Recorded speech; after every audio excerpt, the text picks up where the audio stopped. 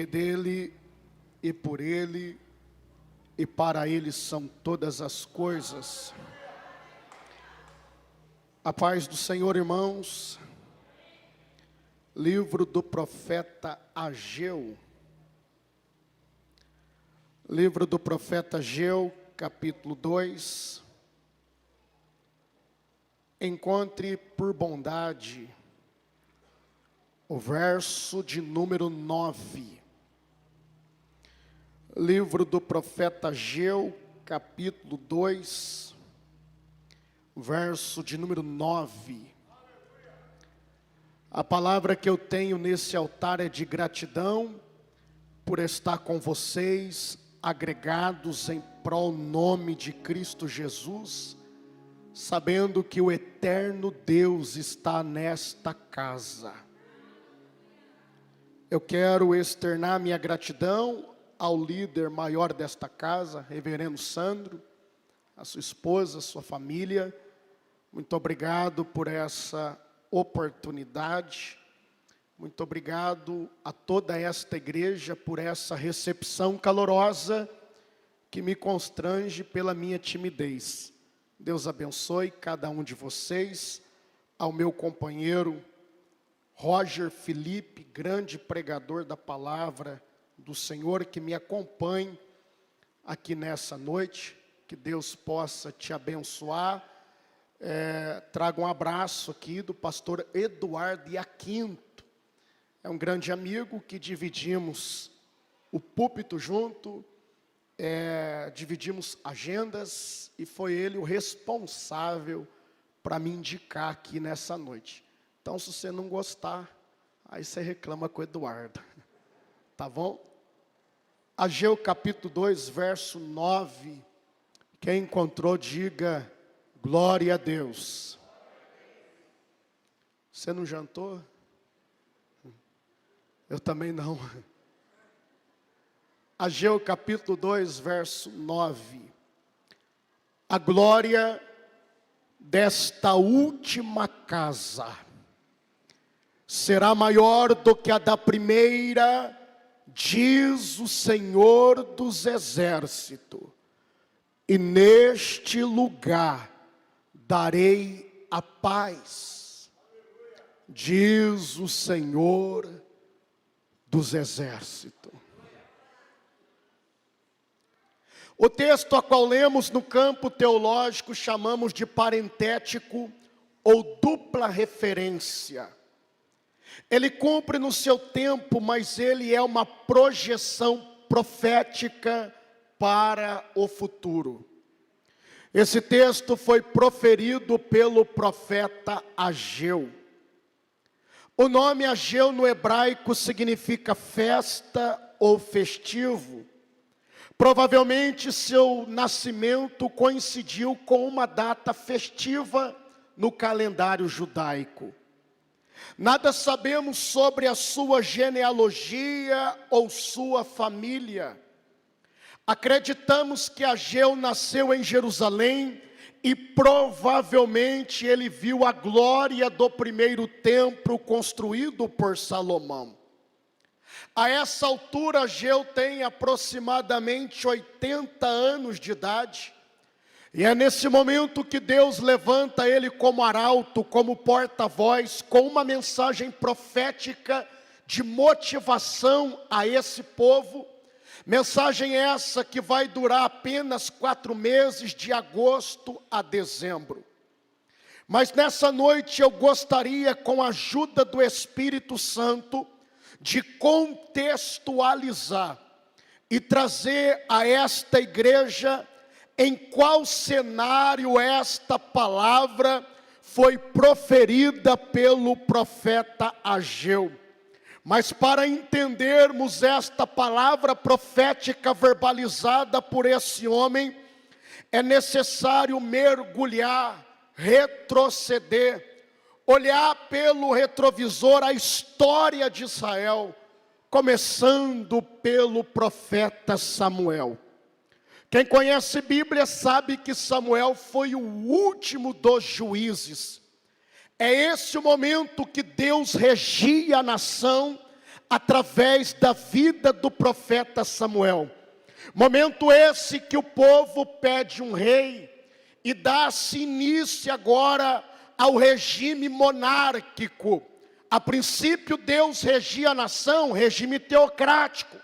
Agora Deus coloca o regime monárquico num reinado que vai durar aproximadamente 120 anos, com 3 divisões de aproximadamente 40 anos.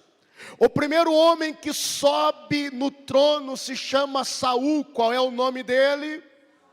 Aumente o seu volume, qual é o nome dele? Saul reina por 40 anos.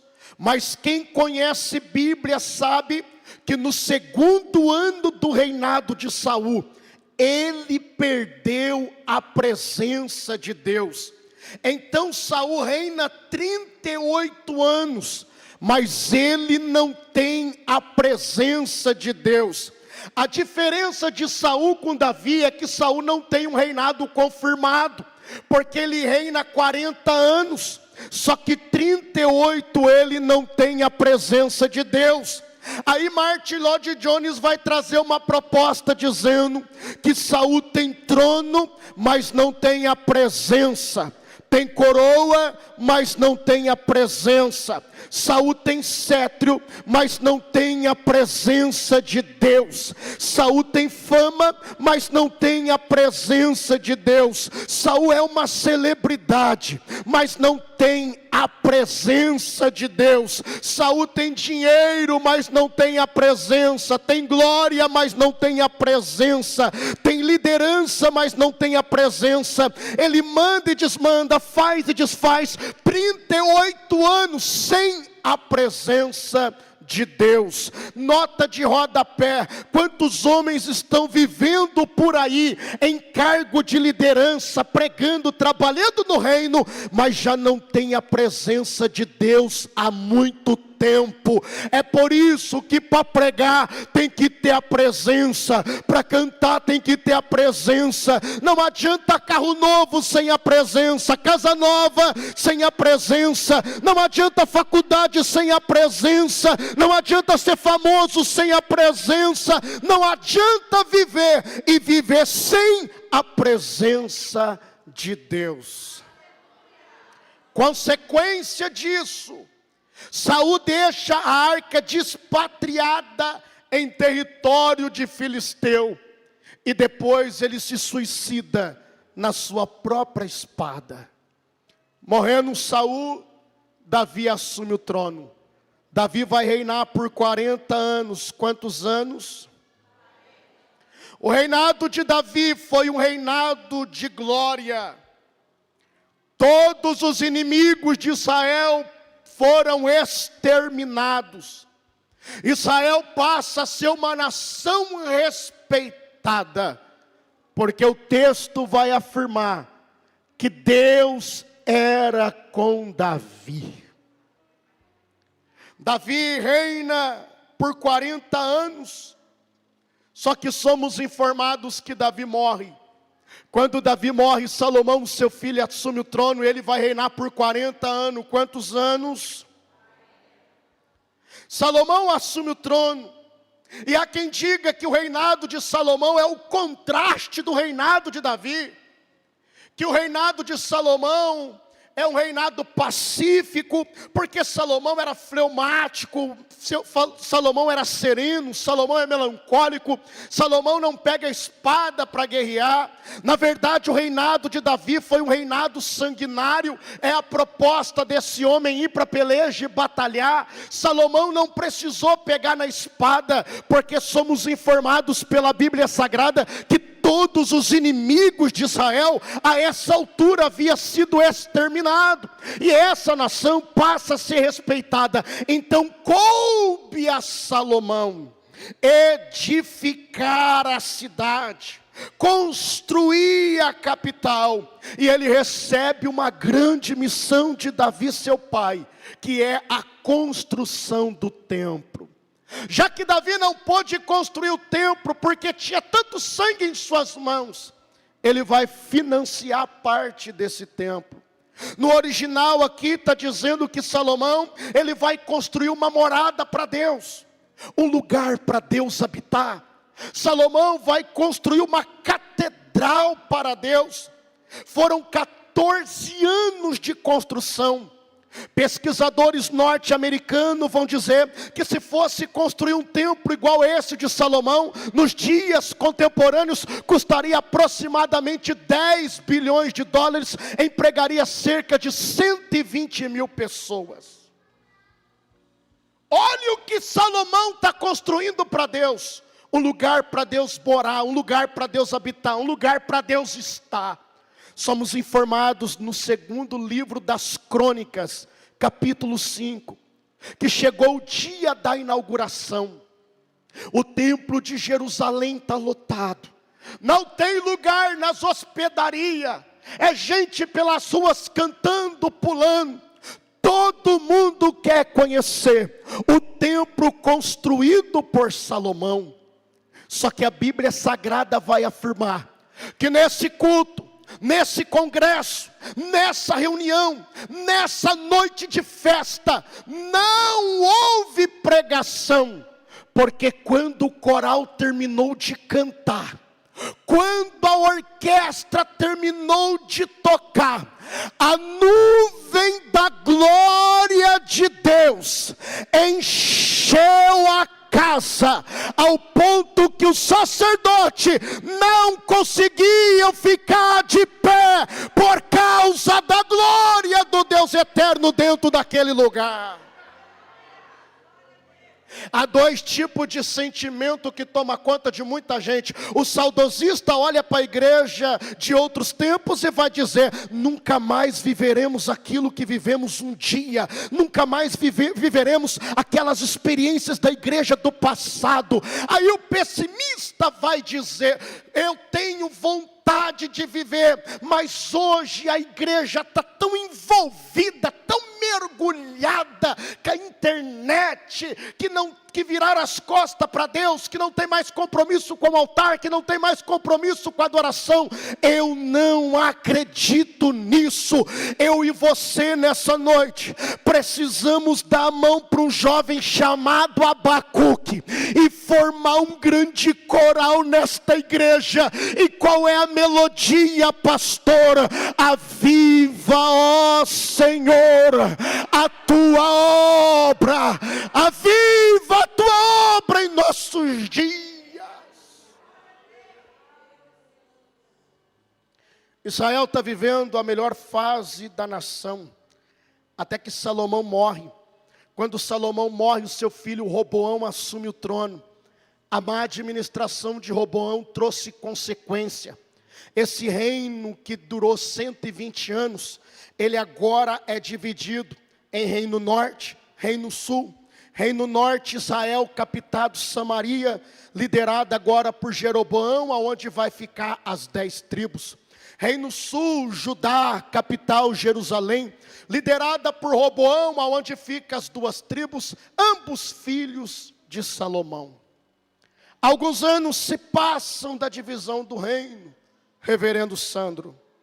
Somos informados que Salmanaser, no segundo livro dos reis, capítulo 17, ele marcha contra o reino do norte, ataca. Ele pega esse povo que ali está, ele leva e distribui em todo mundo da época, e traz gente de todos os lugares para o reino do norte, dando início agora a um povo samaritano, um povo que estava misturado com vários deuses. E somos informados pela Bíblia Sagrada que Deus poupou o reino do sul. Por quê, pastor? Porque o reino do sul, ele está vivendo um período, um ciclo, melhor dizendo, em apostasia, avivamento. Apostasia, avivamento. Um rei mau assume o trono, prostitui o culto, traz idolatria para o meio do povo. Um rei ele morre, o rei bom assume o trono, ele levanta o culto, o altar, a adoração, e esse povo vai vivendo esse período, avivamento, decadência, avivamento, decadência, até que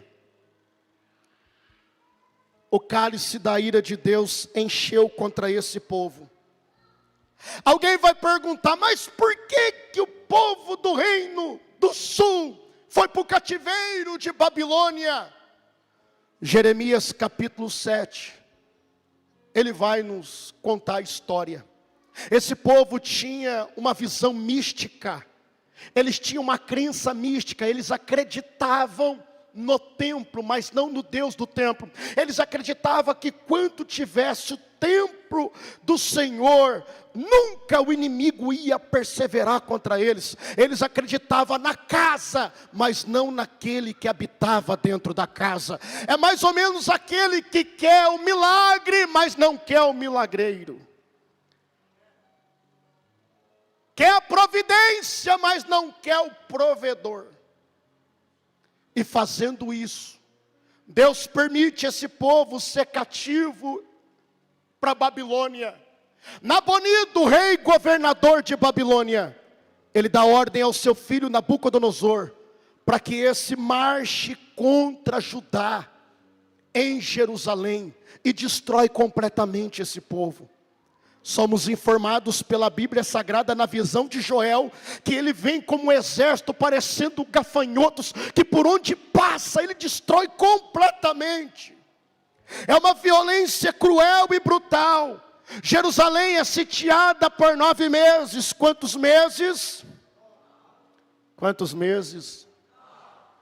Até que Nabucodonosor entupiu, entulhou, tampou os poços e fontes. Faltou suprimento dentro da cidade. Não tem o que comer, não tem o que beber. Judá não suporta, se rende, se entrega. Nabucodonosor entra em Jerusalém, taca fogo nas muralhas, rouba os utensílios da casa do Senhor, destrói completamente o templo construído por Salomão. Muita gente morreram. Muitas pessoas cometiam suicídio coletivo para não cair na espada de Nabucodonosor. Pessoas passando fome, e os nobres são levados cativos, entre eles Ananias, Misael, Azarias e Daniel. E os pobres que ali ficaram, começaram a viver uma grande miséria. 70 anos de cativeiro, quantos anos? Jerusalém está na ruína, abandonada, assolada. Anos se passam, e há uma mudança de governo. A saber, os irmãos, a queda do governo babilônico e a ascensão do Medo persa faz com que Ciro assumisse o trono.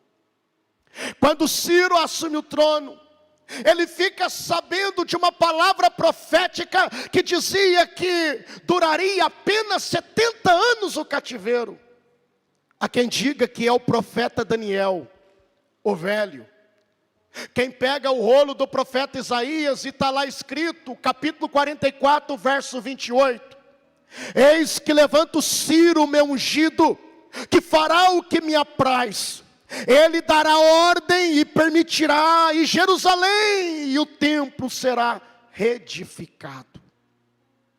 Somos informados pela Bíblia Sagrada que Ciro dá um decreto. Que decreto é esse, pastor? Permitindo que esse povo voltasse a Jerusalém para reconstruir a cidade e também reconstruir o templo. Só que, reverendo Sandro, esse povo está temeroso. Por quê, pastor? Porque eles não aprenderam a habilidade de guerrear. Eles não aprenderam a lutar. Babilônia nunca ia permitir que esse povo aprendesse a lutar. Então, na mente deles, eles estão dizendo: se nós voltarmos para Jerusalém, no meio do caminho, outros nos fará de escravo. Eles estão temendo pelas suas próprias vidas. Aí o texto vai dizer que Ciro vai dar a eles o tesouro da casa do Senhor. Eles estão com medo porque podem ser roubados no meio do caminho. Aí a Bíblia vai afirmar que Ciro encaminha eles com proteção, com provisão e em segurança. Ele está dizendo: pode voltar volta. Eu estou dando o tesouro da casa de Deus de volta para vocês. Podem voltar para reconstruir. Vocês estão com provisão, com proteção e segurança. Ninguém toca em vocês. Eles chegaram em Jerusalém. A primeira coisa que eles levantaram foi o altar. Diga comigo, altar. Eles levantaram um altar. Altar do holocausto. Altar da aliança. Altar do compromisso. Eles levantaram um altar. 2 anos se passaram. Quantos anos? 2 anos se passaram. Quantos anos? Os fundadores, os edificadores, começaram a colocar as bases, os alicerces desse novo templo, depois de 2 anos. Só que a Bíblia diz que depois que eles colocaram o alicerce, eles abandonaram a construção do templo por 16 anos. Quantos anos? Como fica uma construção 16 anos embargada? Por 16 anos eles não colocaram prego na parede. Por 16 anos eles não tiveram força nem motivação para construir o templo. Por quê, pastor? Primeiro, a falta de recurso. O pouco dinheiro que restaram e que eles têm faz com que eles desanimem de construir o templo. Segundo, uma proposta de aliança do samaritano. Quando eles voltaram, quem está na terra é o samaritano. Então o samaritano propõe para eles uma aliança. Nos permite reconstruir o templo com vocês, para juntamente com vocês nós viemos a adorar a Deus aí neste lugar. Só que aceitar uma aliança com o samaritano é o mesmo que viver dentro de uma apostasia. Então, já que não dá para aceitar a aliança com o samaritano, esse povo se tornaram o maior opositor desse povo judeu. Ao ponto de convencer Artaxerxes a baixar um decreto que não permite mais a construção de nada em Jerusalém. Quarto motivo, para que eles desanimassem, a lembrança do primeiro templo construído por Salomão. Eu poderia falar pelo menos cerca de 10 minutos de como era esse templo. Era algo magnífico, era algo esplendor, foi muito dinheiro investido. Esse agora que eles vão construir é pequeno, é simples. Então a lembrança na mente deles faz com que eles parassem a obra. Quinto motivo, uma interpretação equivocada das escrituras sagradas, está falando para eles que dura 70 anos o cativeiro. Então eles estão dizendo, ainda não é templo, não é tempo de edificar o templo do Senhor. E é nesse momento que o Ageu aparece. Ageu vem com uma voz profética dizendo, ei! Era um dia de festa, era um feriado nacional. Eles se encontraram dentro daquele templo para orar, para cantar louvores. E Deus levanta Ageu com uma voz profética dizendo, vocês estão dizendo que ainda não é tempo de reconstruir o templo. E em contrapartida, vocês estão edificando as vossas casas, casas luxuosas, casas planejadas. Vocês estão dizendo, primeiro eu, depois Deus. Primeiro as minhas coisas, depois as coisas de Deus. Primeiro a minha necessidade, e o que sobrar eu invisto no reino de Deus. Aí o Ageu está dizendo: é por isso que vocês não têm motivação para reconstruir, porque o importante é a sua casa, o importante é a sua família, o importante é investir dentro dos seus valores, daquilo que você acredita. Aí Ageu vai dizendo: mas é por isso que nós estamos vivendo a maior crise financeira e econômica. Vocês têm plantado, mas não têm colhido. Vocês estão comendo, mas vocês têm fome. Vocês estão bebendo, mas têm sede. Vocês estão se agasalhando, mas estão com frio. Vocês estão recebendo dinheiro, e o seu dinheiro está caindo num saco furado, porque vocês abandonaram a casa de Deus, o santuário de Deus, a morada de Deus. Nessa mesma linha, Neemias vem dizendo: o sacerdote teve que buscar trabalho no campo, porque não tem como mais viver do altar, porque o povo parou de ofertar, o povo parou de dizimar. Nessa mesma linha, Malaquias se levanta com voz profética dizendo: em que temos roubado ao Senhor? No dízimo e na oferta.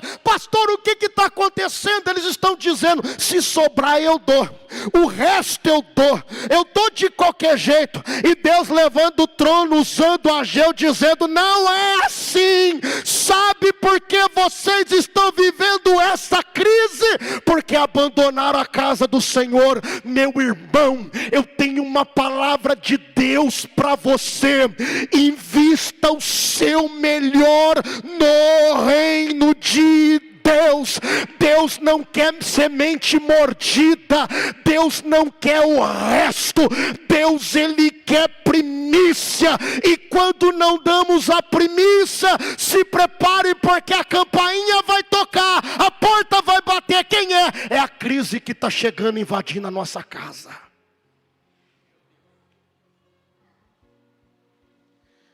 Eu tenho 2 filhos, o Otto e o Theo. O Otto tem 4 anos e o Theo tem 2. Eles amam tomar Danone e comer traquinas. E eles gostam de traquinas de morango. E eu sento do lado dos dois, e quando eu peço uma bolacha, eu sou de Minas aqui, vocês chamam de biscoito, lá nós chamamos de bolacha. Quando eu peço uma bolacha, ambos, eles comem o recheio e me dá o que sobra. Aí eu pego e digo assim: mas eu quero ela inteira. Não, papai, o mais gostoso é nosso. Querido, dá o mais gostoso no altar do Senhor. Não deixa a crise bater na sua porta. Aí Ageu se levanta como arauto para dizer: subi ao monte, buscai madeira, edificai a casa, e dela me alegrarei, e nela eu serei glorificado, diz o Senhor dos Exércitos. Eu tenho uma palavra para você, entenda aqui uma coisa: nós fomos varridos pelo tsunami. Quantas pessoas ficaram desempregadas através dessa tsunami que foi a Covid? Quantas pessoas perderam bons empregos? Quantas pessoas tinham sonho de casar? Quantos casamentos faliram? Quanta separação? Quantos divórcios? Quantas pessoas que eram empreendedor e perderam seus comércios, perderam as suas empresas? Quantas pessoas estão fechadas deixando até hoje no vermelho. Quanta gente deixou de sonhar, deixou de projetar por aquilo que nós enfrentamos. Só que, irmão, deixa eu te dizer uma coisa: não adianta a gente ficar o tempo todo tentando reconstruir aqui embaixo. Nós precisamos reconstruir ali em cima. Tem muita gente que está ganhando a terra, mas está perdendo o céu. Eu não estou entendendo, pastor. Precisamos primeiro cuidar da casa de Deus. O que é a casa de Deus? É esta casa. Precisamos primeiro cuidar do templo. Precisamos voltar à oração, voltar ao jejum, voltar à consagração, voltar a comer da palavra. É por isso que Ageu levanta como profeta para dizer: gente, constrói o templo. Ô irmão, olha o que o texto vai dizer. Que Deus animou o coração do líder espiritual. Deus animou o coração do povo. E eles voltaram a trabalhar na casa do Senhor. Não, Roger, você perdeu de dar um glória. Olha o que o texto vai dizer. Deus animou o coração deles. E eles voltaram a trabalhar, a construir o templo novamente. Reverendo Sandro, eu sou pastor de igreja. Quantos crentes que após da pandemia, que eu achei que ia despertar, eu achei que ia virar leões na fé, mas quantos líderes que pararam no meio do caminho, quantos pregadores deixaram de pregar, quantas pessoas desistiram, abandonaram a fé, quantas pessoas que trabalhavam tanto dentro da igreja, e hoje tem sido um prejuízo no reino, porque não estão trabalhando na casa do Senhor. Mas em nome de Jesus, levanta sua mão assim para cima. Deus me traz a esta casa para trazer uma palavra profética para esse povo. Eu não sei como está o seu coração, eu não sei como está a sua alma, se ela está ferida ou machucada, mas Deus nessa noite anima o seu coração.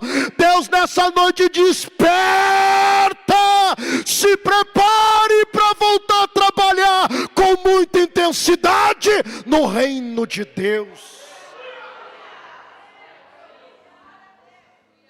Eles voltaram a trabalhar. Olha aqui para mim, gente. Quando eles terminaram, chegou o dia da reinauguração. Olha aqui para mim. Tem dois grupos. Ancião, que o texto destaca como velhos, e os jovens. Olha aqui para mim. Os anciãos sentaram, começaram a olhar para esse templo pequeno, de madeira, simples.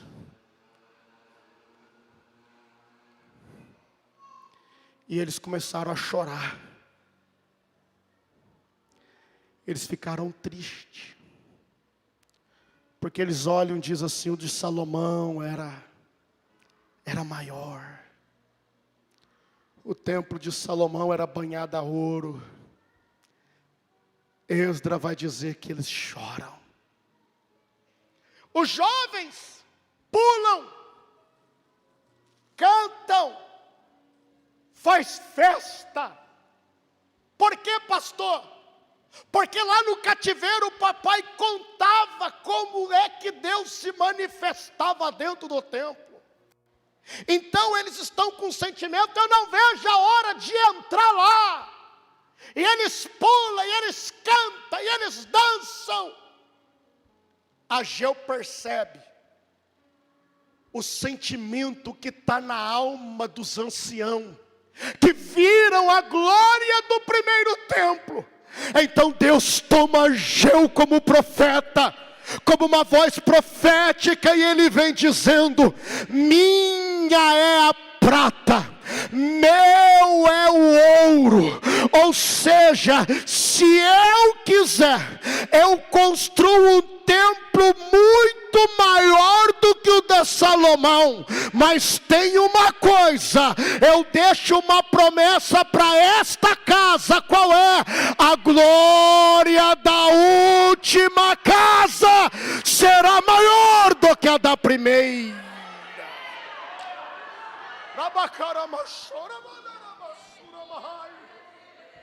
Eu não estou entendendo, pastor. O primeiro templo, a glória estava na estrutura. O segundo templo, a glória está em quem vai habitar dentro. O primeiro templo, a glória estava na arquitetura. O segundo templo, a glória está em Deus habitando dentro dele.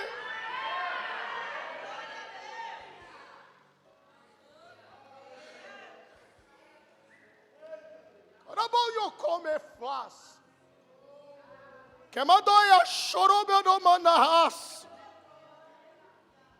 Eu sinto Deus aqui nesse lugar.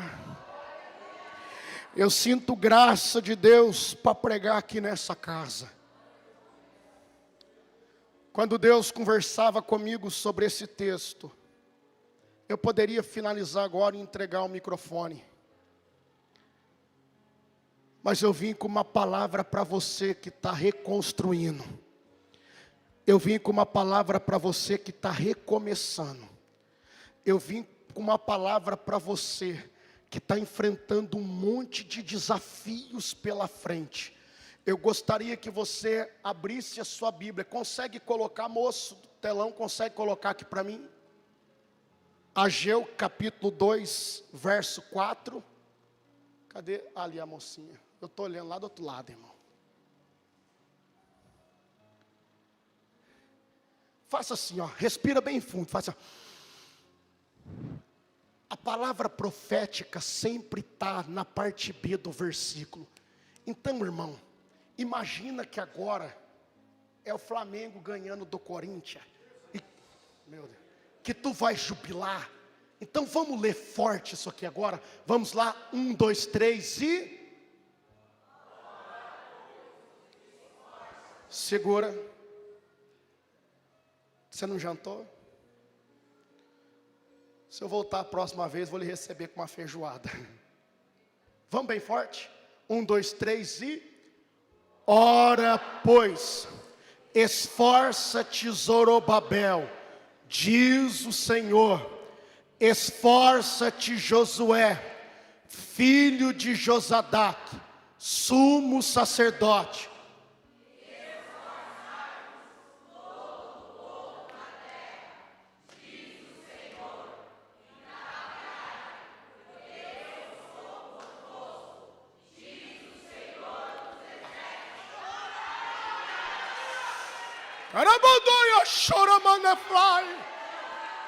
Esta mensagem é para você que tem entrado aqui de cabeça baixa. Essa mensagem é para você que anda depressivo. Esta mensagem é para você que não sabe por onde recomeçar. Esta palavra é para você que o tsunami da Covid destruiu tudo na tua casa. Deus está dizendo: estica a manga da tua camisa, trabalha, trabalha, trabalha. É tempo de reconstruir, porque Ele é conosco. O Senhor dos Exércitos é convosco.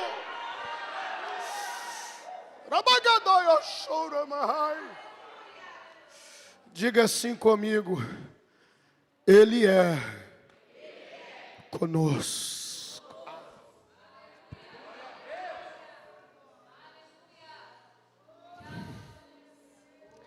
Você vai ficar andando de cabeça baixa.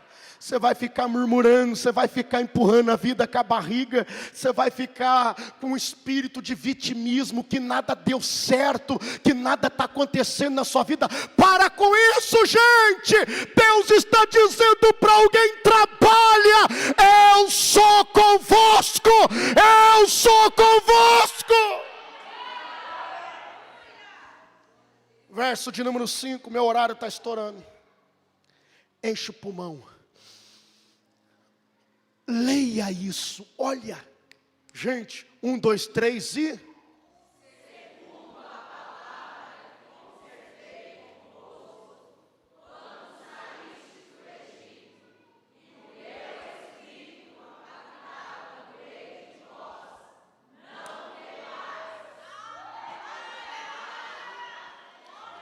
O meu espírito habita no meio de vós, não temas. O meu espírito habita no meio de vós, não temas.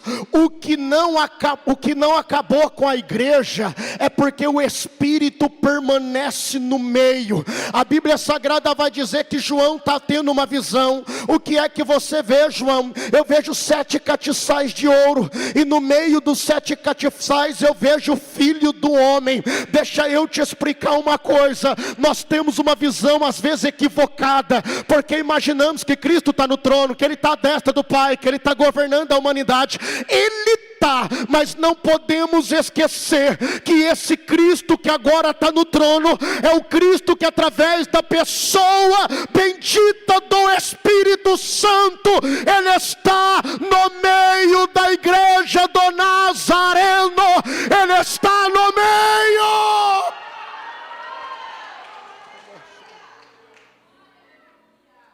Ele está no meio. Você está entendendo o que Deus está falando contigo?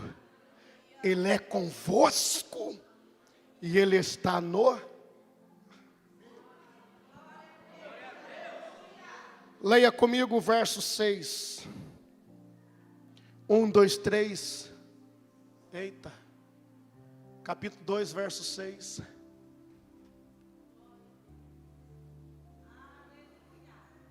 Um, dois, três e...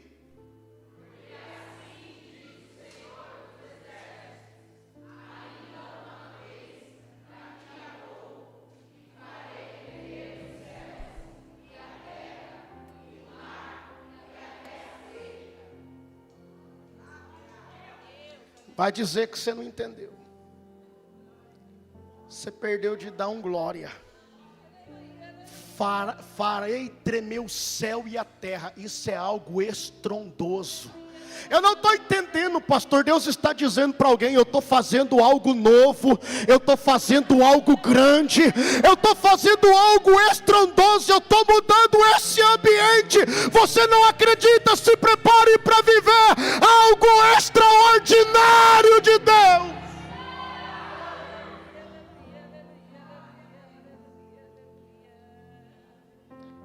Verso 7.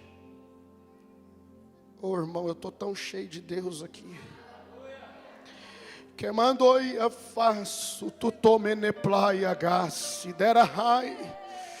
Que choromi me pluro come ne plaias, tu me dará mahai, te place.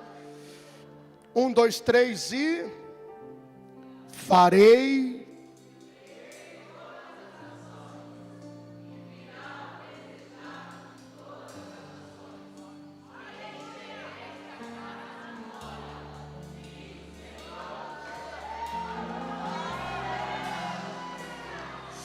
Não, eu preciso falar para você o que está escrito nesse texto.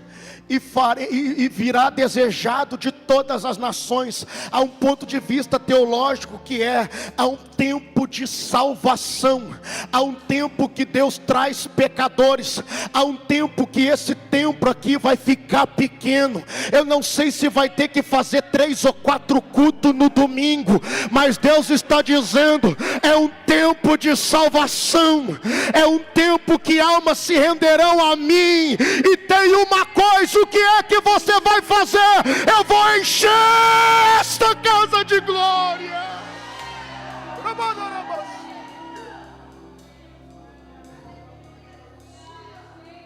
2018, eu vivi o pior momento do meu ministério. Foi quando eu enterrei a minha filha.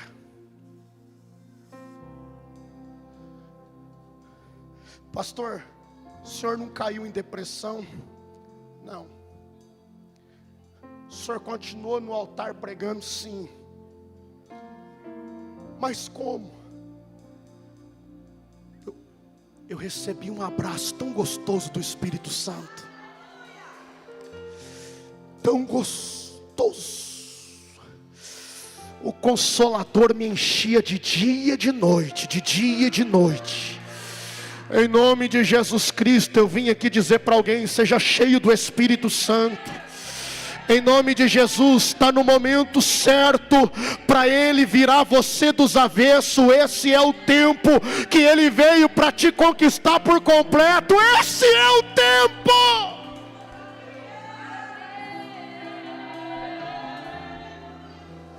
Se coloca de pé, eu quero orar com você.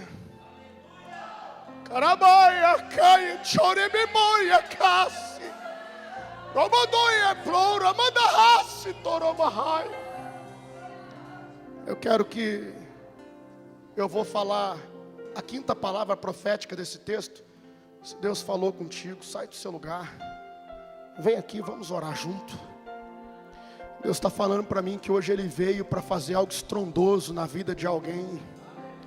Deus está falando para alguém que está em recomeço. Isso, vem.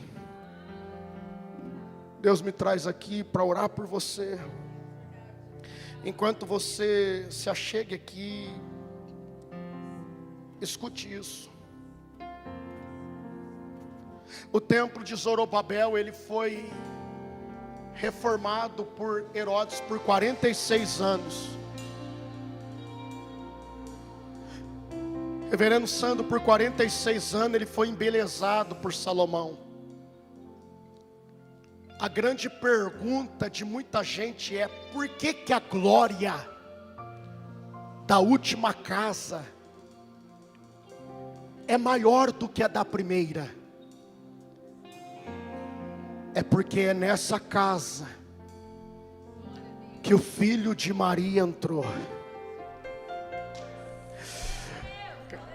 É nessa casa que o verbo encarnado pisou. É nesta casa que o leão da tribo de Judá pisou. Está ali alguém que é maior do que Salomão. E é dessa casa que um dia ele, olhando para ela, ele disse: ei, se eu quiser eu destruo em 3 dias, reconstruo novamente. Eles ficaram sem entender, levaram anos, mas ele estava falando desta casa. Jesus, ele morre na cruz do Calvário.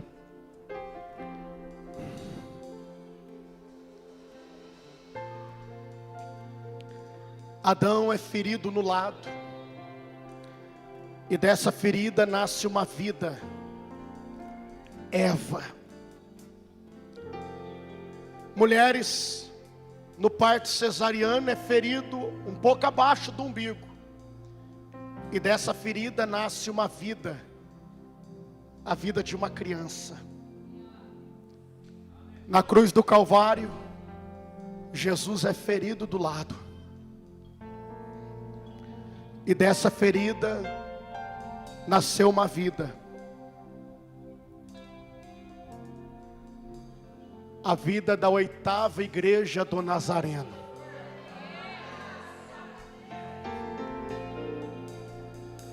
Mas chega o dia da inauguração.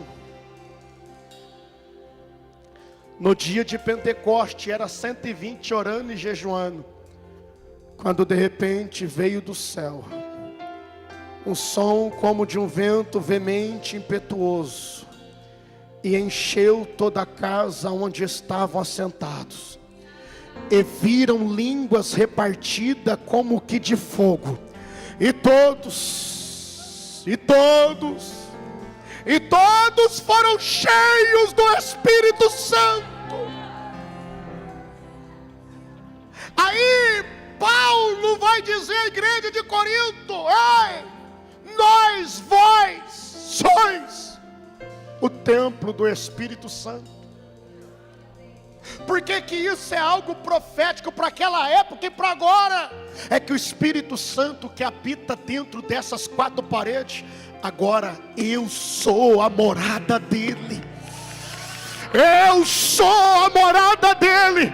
Eu não sei como você veio, eu não sei se o pecado te venceu essa semana, esse mês, esse dia, mas Deus está dizendo para alguém nessa noite: a glória desta última casa será maior do que a da primeira. Põe a mão no seu coração e feche os seus olhos, o meu tempo foi. Pai, em nome de Jesus, o Senhor é bem-vindo aqui neste lugar. Espírito Santo, em teu nome nesta noite eu prego, eu profetizo sobre esta igreja. Passeia, Senhor, sobre esse ambiente, passeia, Deus, sobre este lugar, traga renovo para esse povo. Já tem gente chorando diante do teu altar, lágrimas estão sendo derramadas. Pai, em nome de Jesus, incendeia esse lugar com a plenitude do teu Espírito. Aviva esta casa com a tua glória, traz ânimo a esse coração, desperta esse povo, ó Deus, com a presença do teu Espírito.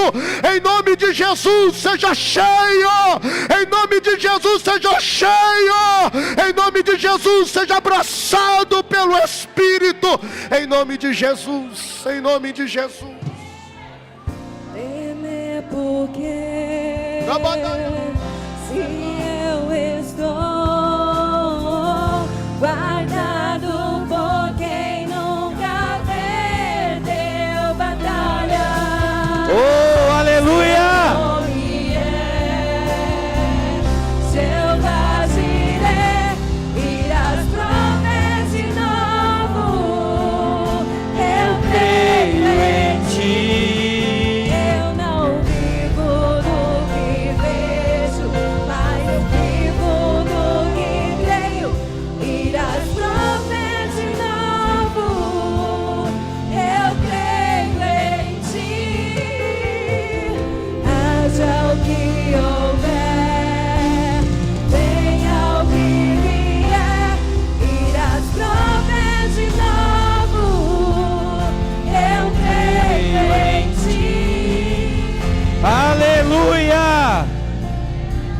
A glória da segunda casa será maior do que a primeira. Ah, meu irmão, se você soubesse o que Deus liberou do céu para a tua vida nessa noite, você estava gritando, você estava dando glória a Deus, você estava fazendo barulho, você estava se alegrando, você estava dizendo: obrigado, Jesus, aleluia, aleluia, aleluia.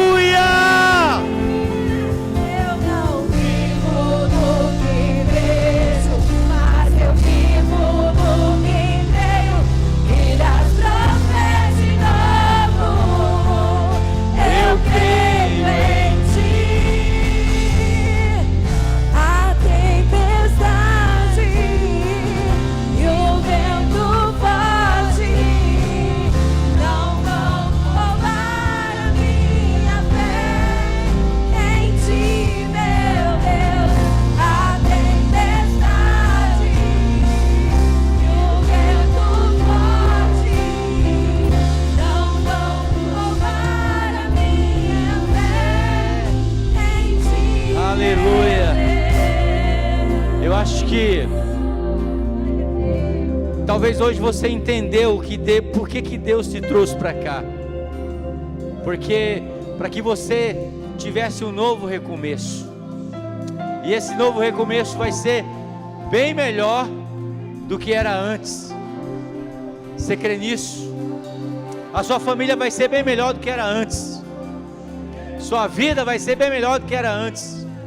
Essa igreja vai ser bem melhor do que era antes, porque a glória da segunda casa será bem, mas bem maior do que a primeira. Você pode aplaudir o nome de Jesus, aleluia, glória a Deus,